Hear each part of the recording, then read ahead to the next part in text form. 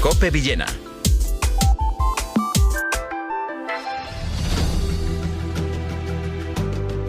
Hoy tenemos en el programa a Toni Jorge con esta marca, es su nombre y también su marca de batalla, miembro de Ecologistas en Acción de La Manchuela y bueno, también miembro de una serie de plataformas ecologistas como Pueblos Vivos entre Cuenca y Albacete, por ahí se sitúa Toni Jorge. Le damos los buenos días y las gracias por venir aquí con nosotros. ¿Qué tal? Buenos días. Buenos días y gracias a vosotros. Y bueno, nada, nosotros queremos conocer, o sea, antes de posicionarte en un sitio o en otro, en las cosas, hay que conocer. Y queremos conocer lo que es una planta de biogás, porque todas estas energías renovables aparecen rápidas, aparecen así como lo que hay por La Manchuela, que allí hay mucho champiñón, ¿no hay cooperativas de champiñones por allí? Sí, efectivamente. Hay una concretamente que es inmensa. Sí, ¿no? Sí, efectivamente. Bueno, pues utilizando un poquito la comparativa, por darle un poquito de humor también a la charla que vamos a tener. Aparecen estas plantas, en este caso, de biogás. No sé si nos puedes tú llevar al sitio de qué es una planta de biogás. Vale. Pues mira, os explico. El biogás en realidad es una tecnología muy antigua, es decir, ya en el siglo, creo que hay referencias ya en el siglo XVI. Y para que te hagas una idea, en 1800 y algo, la ciudad me parece que era de Manchester, ya obtenía su alumbrado urbano a partir del biogás que se producía en las cloacas de la ciudad, ¿no? Es decir, que es una tecnología muy antigua y realmente estaba bastante extendida a nivel local, en China, por ejemplo, y en países como Francia, en pequeñas granjas familiares. Lo que pasa es que, bueno, aquí de repente estamos sufriendo pues un boom, ¿no? Básicamente la idea de lo que es una planta de biogás realmente es un sistema tremendamente inteligente de gestión de residuos, porque es aprovechar la descomposición aeróbica de toda la materia orgánica para almacenarla en forma de energía, en forma de biometano, es decir, de gas natural. Es un proceso que llevan a cabo una familia de bacterias, concretamente de arqueas, ¿no? Que a través de una digestión o una fermentación anaerobia, en ausencia de oxígeno, lo que hacen es producir una serie de gases, ¿no? Básicamente los gases que producen son sulfídrico, metano, que es lo que conocemos como gas natural, dióxido de carbono y luego hay otros compuestos orgánicos volátiles, menores, etcétera, ¿no?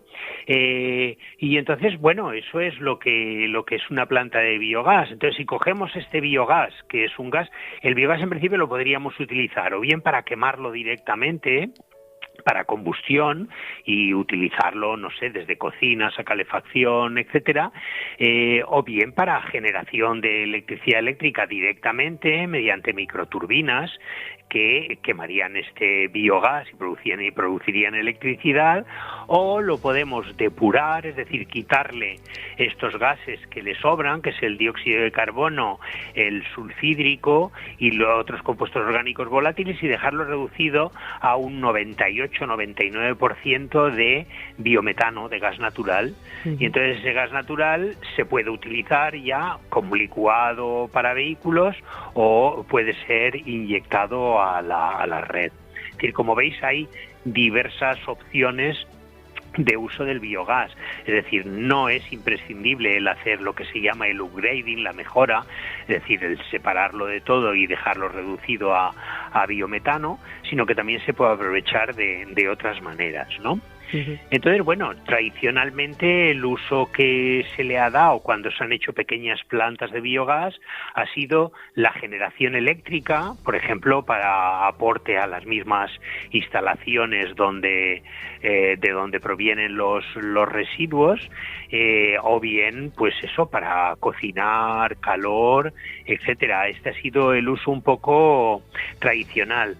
Hace mucho tiempo se venía utilizando en las estaciones depuradoras de aguas residuales, era un un sistema muy bueno, porque lo que se hacía con los lodos de la depuradora era someterlos a una fermentación anaeróbica, se obtenía el biogás y se hacían funcionar las microturbinas que producían la electricidad para suplir parte de la energía que necesitaba la EDAR, la planta de aguas residuales, ¿no? Es decir, que todo esto está muy bien y entonces va, y de repente aquí en España se producía no demasiado en comparativa con otros países europeos. Aquí creo que la producción hasta hace poco era de unos 2,47 teravatios, más o menos, y entonces, bueno, llega todo este auge de las renovables y entonces se ponen unos objetivos en Europa y en España, se establece una ruta del biogás y con el pretexto de la descarbonización, pues entonces se pretende implantar la tecnología a nivel masivo. Entonces, por ejemplo, de 2,47 o 70 y algo, se pretendía pasar para el año 2030 a una generación de 10 teravatios. O sea, es prácticamente multiplicarlo por 5, ¿no? Pero no contentos con esto, que se establece en la ruta del biogás y en el Plan Nacional Integrado de Energía y Clima, por presiones de la patronal, entonces se pide que se incremente todavía más a 20 teravatios. Lo cual supone multiplicar por 10 lo que se estaba produciendo, ¿no? Son objetivos, la verdad es que difíciles de conseguir, pues bueno, es posible si la industria se pone las pilas. Y entonces, ¿qué está pasando? Bueno, esto, claro, además va acompañado de toda una serie de subvenciones, como digo, con el pretexto de la descarbonización, porque veremos que realmente lo que está en juego no es la descarbonización, sino un amplísimo mercado al que le han echado ojo las grandes energéticas y los fondos de inversión, ¿no? Y este es un poco el contexto en el cual entonces empiezan a entrar muchos proyectos y donde se pretenden implantar todas estas grandes plantas de biogás, pues donde hay realmente muchos residuos ganaderos y en la España despoblada, ¿no? Con lo cual esto pues va a generar evidentemente tensiones sociales. Y además, porque pasa una cosa: de todas las tecnologías que os había comentado que se puede usar el biogás, se opta por la inyección directa a la red, ¿vale? Es decir, aprovechar la red gasística y ir metiendo en la red gasística lo que se llama biometano.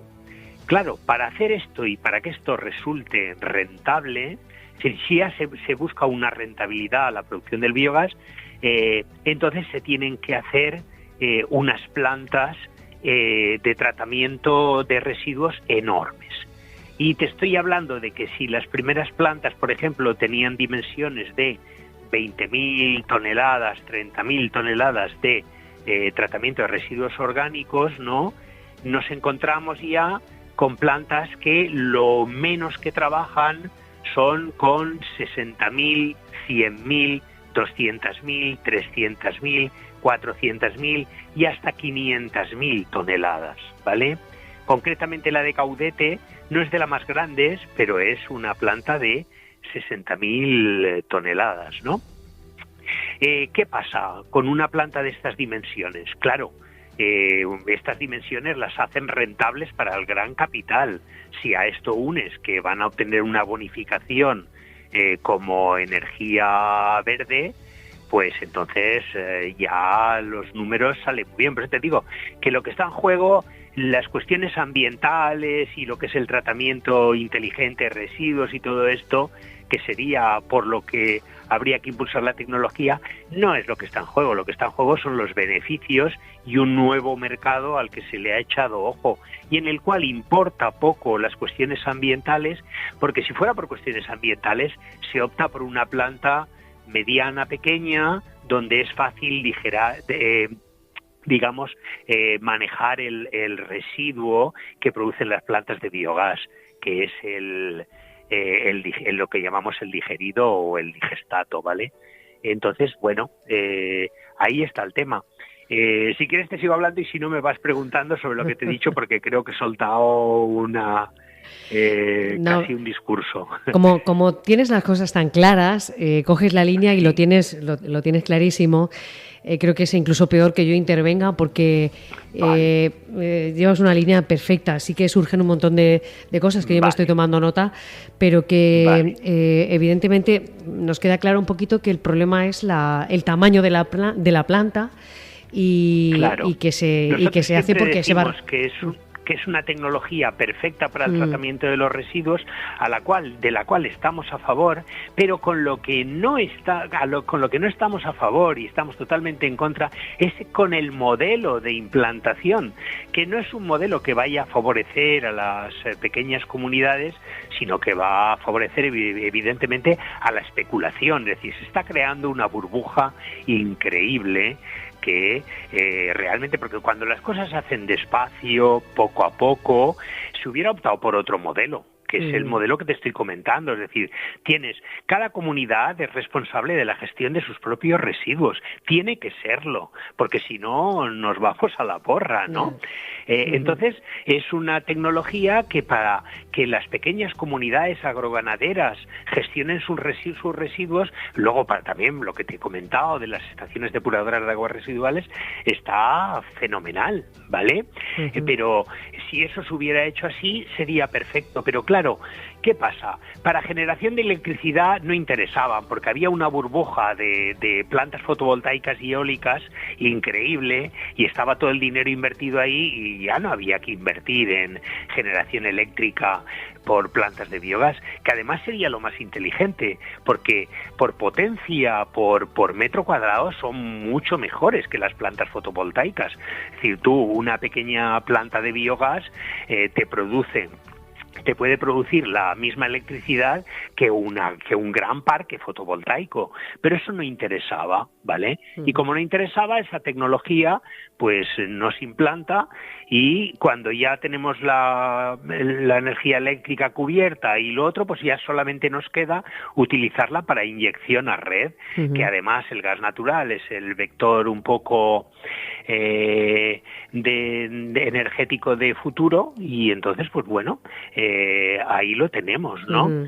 Entonces, lo que se pretende en teoría, mira, para que te hagas una idea, actualmente se están gastando en gas natural, se producen aproximadamente 364 teravatios de energía mediante el gas natural, ¿no? En lo más optimista de los casos, se prevé para el 2030, si se lleva a cabo esta burbuja de la que te estoy hablando, que se cubrirán unos 20 teravatios, que no es realista, y además es que 20 teravatios en tan corto espacio de tiempo, este aumento no es sostenible. Es decir, no se han creado ni las redes ni nada, ¿no?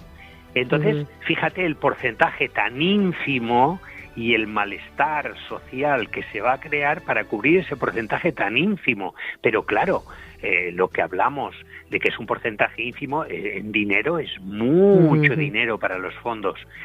Todas las plantas de las cuales estamos analizando y estudiando los proyectos son plantas actualmente que tienen detrás una de dos: o grandes energéticas, Repsol, Enagás, Endesa, Iberdrola, o grandes fondos de inversión. Es decir, te ves ahí una empresa nueva, en el caso de Caudete, Rixun Energies, ¿no?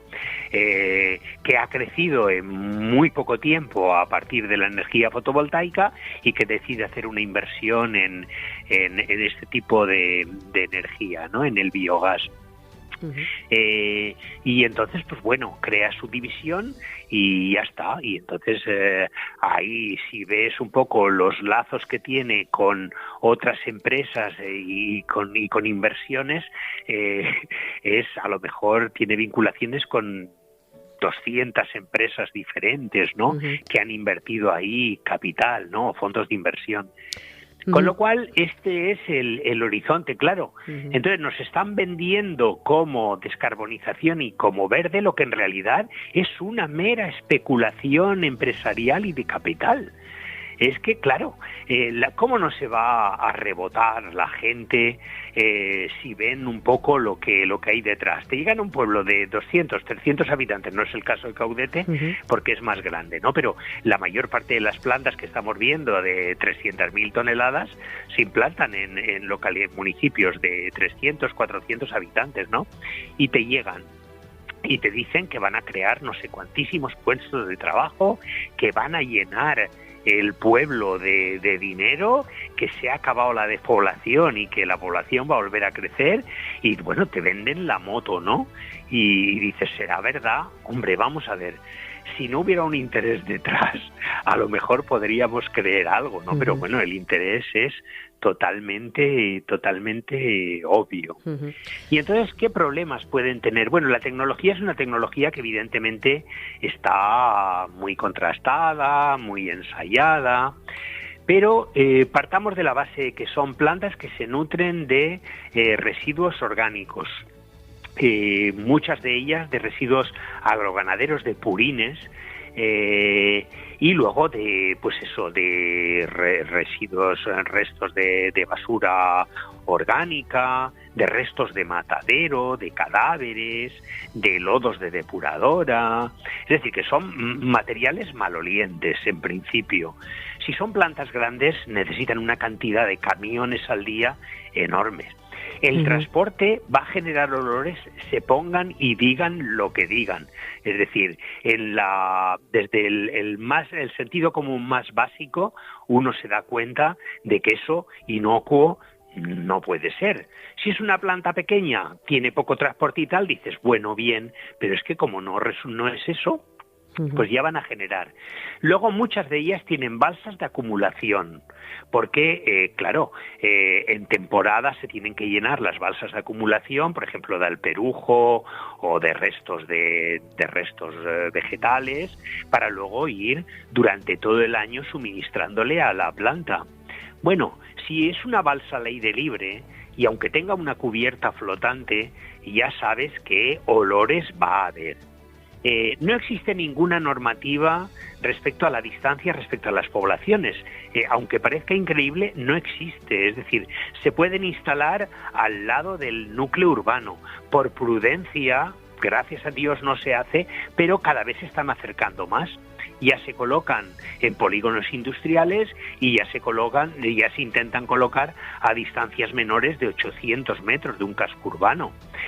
Si la rosa de los vientos es desfavorable, pues hombre, tenemos el lío armado. Vas a condenar a una parte de la población, porque tenemos muchos casos, a sufrir los olores de por vida. Entonces, hombre, eso no se puede hacer, ¿vale?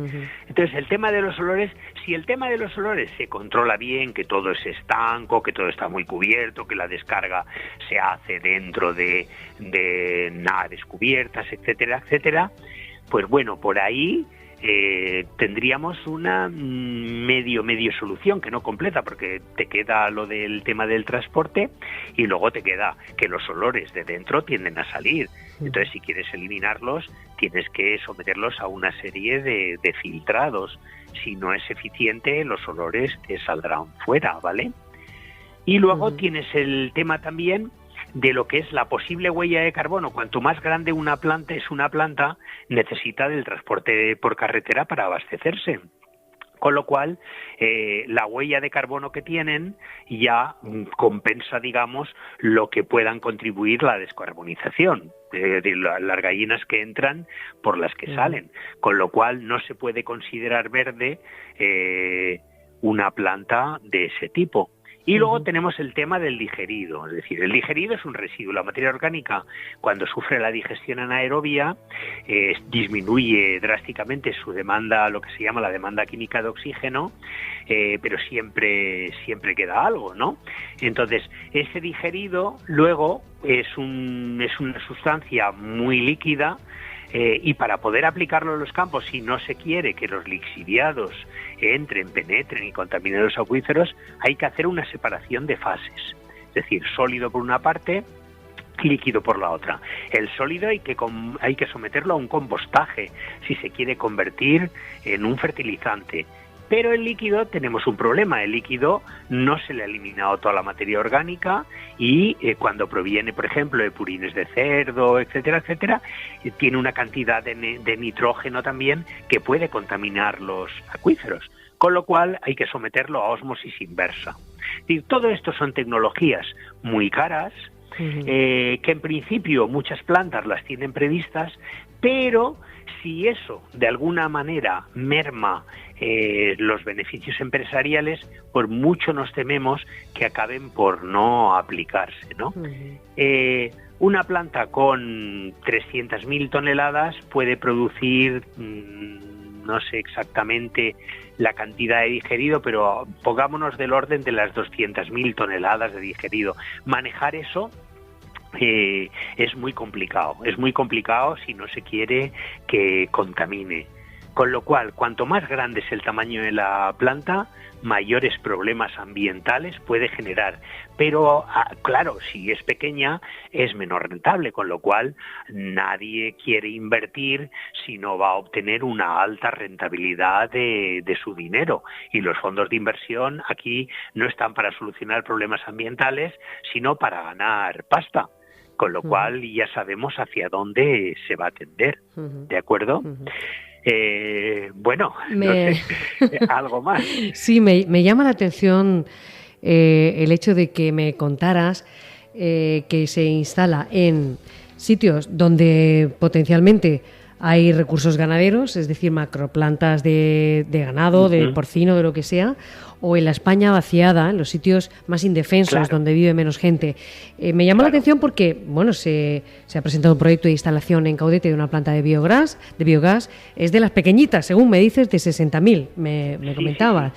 Y yo considero, bueno, no hay macroplantas de porcina en esta zona, en Caudete no lo hay ni en esta zona, y tampoco lo tengo yo como un pueblo pues abandonado, entonces no sé cuál es. Te digo que el Caudete no entraría dentro de ese perfil, ¿vale? Sí. Te he comentado un poco la mayor parte. ¿En qué perfil entran? Claro. Caudete evidentemente no, y además es verdad que Caudete concretamente de purines se abastece con 10 toneladas diarias, es decir, es una planta que funciona con cosustratos, pero por ejemplo de cadáveres se abastece con 50 toneladas diarias de cadáveres. 50. ¿Sabes? De cadáveres que se trituran. Me estoy hablando de restos de ganadería industrial.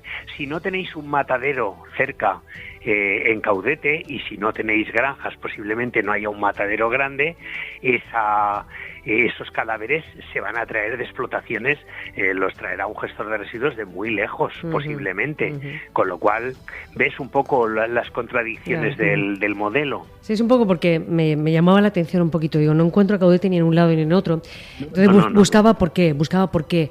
El hecho, no sé si tú tienes un seguimiento de estas peticiones de plantar biogás en diferentes poblaciones, no sé si nos puedes hablar de si hay una tendencia política de los ayuntamientos donde sí se implanta y una tendencia política a los ayuntamientos donde no se quieren implantar. No, en absoluto, no. O igual es uno que otro. Es verdad que las plataformas que se están generando no tienen un color político en absoluto, es decir, la gente es un poco objeto de la indignación de ver que están totalmente olvidadas a todos los efectos para todo tipo de servicios, ya te digo, no es el caso de Caudete, y en cambio para este tipo de cosas que van a generar dinero, si tienen la desgracia de tener una red gasística cerca y de tener ya muchas macroinstalaciones de ganadería industrial que ya les están haciendo la vida imposible, ahora se encuentran con que, mira, además les van a poner una planta de biogás.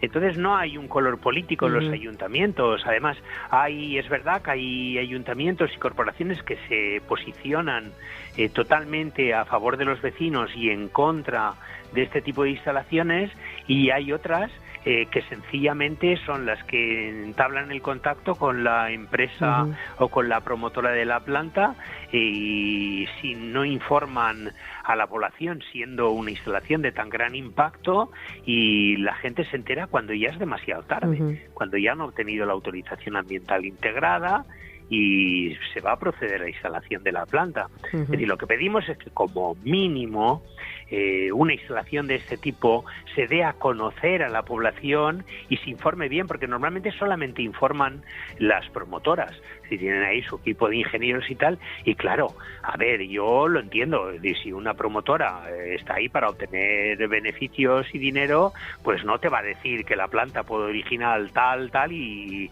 pascual, no te va a decir que puede originar problemas, te va a decir lo mejor del mundo, que vamos a ver, tiene huella de carbono negativa, que eso es la maravilla de las maravillas, y que además contribuye a la economía circular, en fin, es un discurso realmente muy tópico, que no entra en detalles y ya está. Entonces, las corporaciones tienen esa información y en función de eso pues dicen sí o no. Y la población, hombre, lo mínimo es enterarse. Quiero decir que aquí nadie está en posesión de la verdad. Nosotros ya te he explicado un poco nuestra posición en qué se basa, ¿no?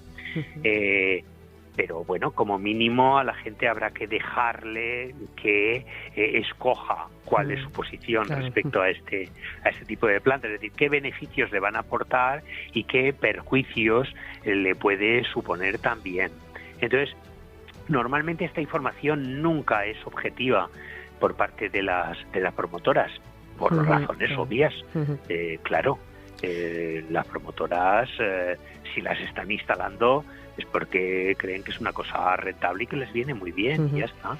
Y bueno, ¿cómo estáis por la Manchuela en este sentido, por esa zona? Pues la verdad es que estamos igual en todas partes. En la Manchuela tuvimos de repente, nosotros nos metimos en el tema a partir de un intento de instalación de una planta en Fuentealbilla, que esa básicamente se abastecía de estiércoles de cerdo, es decir, de purines de porcino, de 165.000 toneladas de purines y con sustratos hasta las 230.000 toneladas. Es decir, que era una planta grande ya, ¿no? Pero era una planta que cuando empezamos a estudiar el proyecto vimos que realmente hacía aguas absolutamente por todas partes. Es decir, técnicamente, solamente técnicamente, era totalmente infumable. Es decir, aquello no podía funcionar. O sea, era un proyecto que se había hecho por un pelotazo para obtener fondos europeos y ya está. Y a partir de ahí llegaron 3 o 4 proyectos más y de las mismas características. Luego también se consiguieron parar todos ellos, ¿no? Pero por la movilización de la gente, ¿no? Y luego ya entramos en la otra fase, donde ya llega el gran capital, y las plantas siguientes ya eran proyectos y son proyectos. En Castilla-La Mancha, por ejemplo, en Castilla-La Mancha habían 17 proyectos en marcha. Y lo que pasa es que, claro, esto te estoy hablando hace 3 meses y posiblemente ahora haya alguno más. De los que nos enteramos, pues por lo menos intentamos estudiar el proyecto, a ver si hay algunos que podrían entrar lejanamente en el modelo de planta que consideramos que, bueno, no es tan mala y por lo tanto es un proyecto que se puede dejar, pero la mayor parte de ellas la verdad es que entran dentro del modelo del que te estoy hablando, que me parece una lástima tremenda, porque siendo una tecnología que efectivamente podría ser renovable, pues se convierte en otra cosa.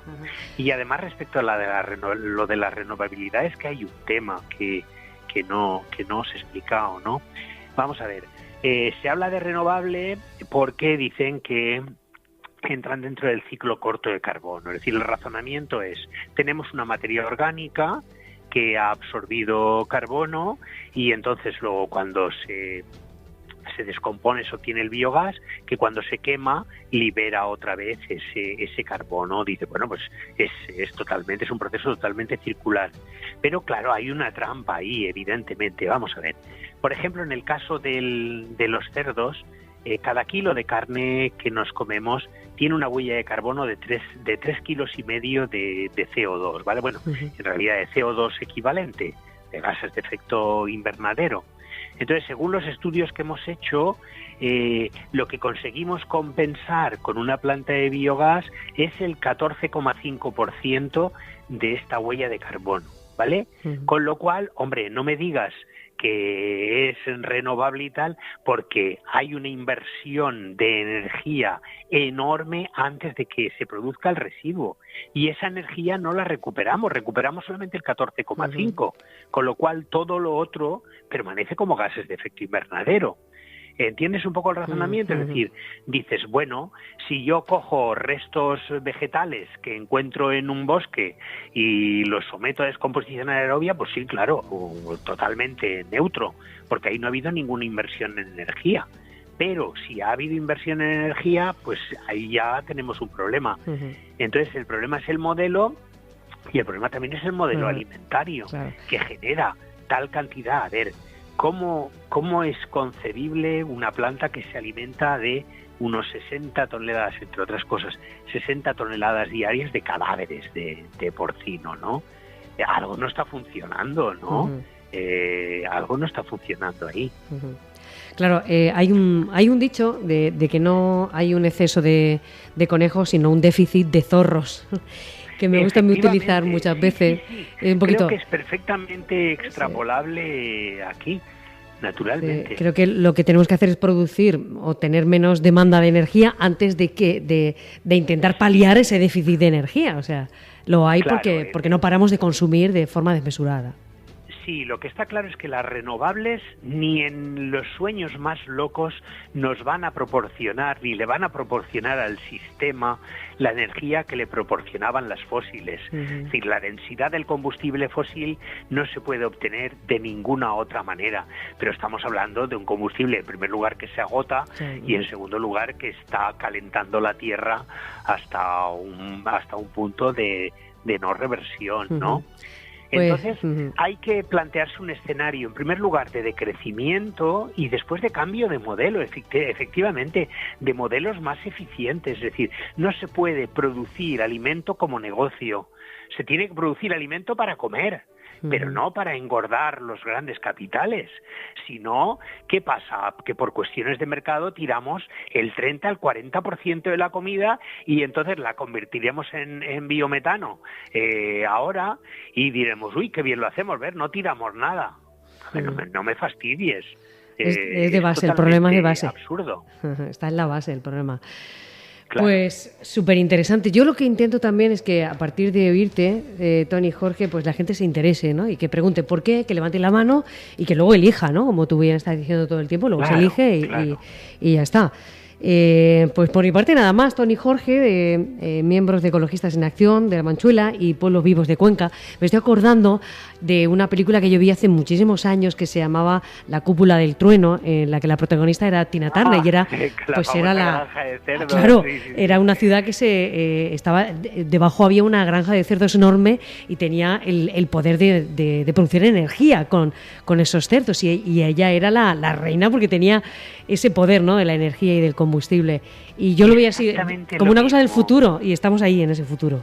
Estamos ahí, quitas a la reina y pones a Endesa, pones a Repsol y tienes la misma situación. La misma situación.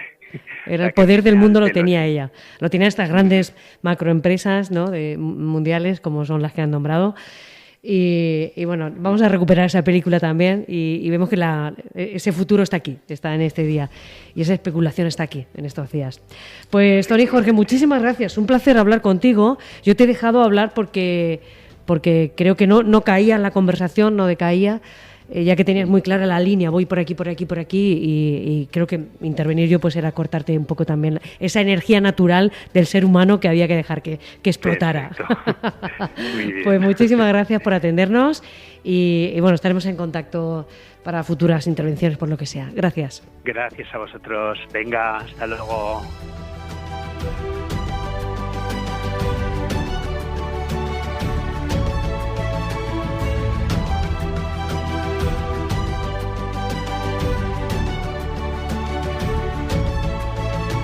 COPE Villena.